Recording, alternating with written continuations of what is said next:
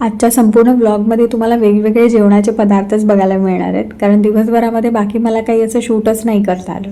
सकाळच्या नाश्त्याची सुरुवात केलेली आलू आणि मेथीच्या थेपल्यांपासून. इथे मी आलू बॉईल करून घेतलेले, मेथी बारीक चिरून घेतलेली, कोथिंबीर चिरून घेतलेली, त्यामध्ये मी गव्हाचं पीठ, बेसिक असे मसाले, हळद, मीठ, मसाला, धणे पावडर, जिरे पावडर असे सर्व टाकून त्याचं घट्टसर पीठ मळून घेतलेलं. 10-15 मिनटं रेस्ट करायला ठेवून दिलं पीठ आणि मग मस्तपैकी थेपले बनवायला घेतले. हे झटपट होतात. चपातीबरोबर भाजी नको असेल किंवा भाजी बनवायला कंटाळा आला असेल ना, तर ही रेसिपी नक्की पटकन होऊन जाते. कृष्णाईला सुद्धा आमच्याकडे आवडतात थेपले, म्हणजे पराठे आवडतात, त्याच्यामुळे ती थोडेफार थेपलेसुद्धा खाते आवडीने. सकाळचा नाश्त्याचं पटापट आवरून घेतलं. थेपल्यांमुळेच पोट ॲक्च्युली फुल झालेलं, पण दुपारला जेवणासाठी काहीतरी हवं होतं. उशिरा का होईना पण भूक लागते, त्याच्यामुळे दुपारच्या जेवणासाठी थोडंसं हलकंच बनवायचं ठरवलं. नुसता राईस कुकरला लावून घेतला आणि दही होतं घरी, त्याच्यामुळे मस्तपैकी असं तडक्यावालं दही बनवलं. ह्याची रेसिपी हवी असेल तर मी नेक्स्ट ब्लॉगमध्ये नक्की शेअर करेन. आणि मम्मीने सुकी अशी बटाटा, कांदा, टोमॅटो घालून भाजी बनवलेली.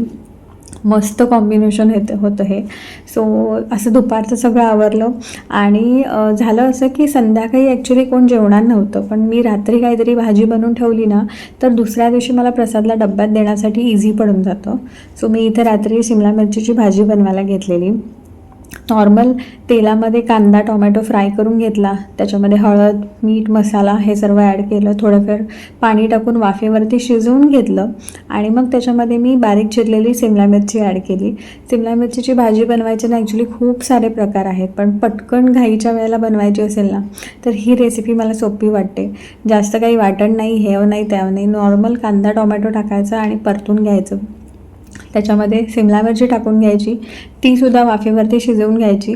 शिमला मिरचीला काही शिजायला वेळ नाही लागत, त्याच्यामुळे पाणी टाकायची अजिबात गरज नाही, नुसती वाफेवरती ती शिजते.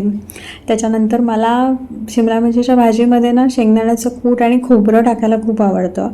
सो इथे अगदी शेवटला जेव्हा भाजी व्यवस्थित शिजली त्याच्यानंतर मग मी त्याच्यामध्ये खोबरं आणि शेंगदाण्याचं कूट ॲड केलं आणि मस्तपैकी शिमला मिरचीची भाजी रेडी आहे आपली.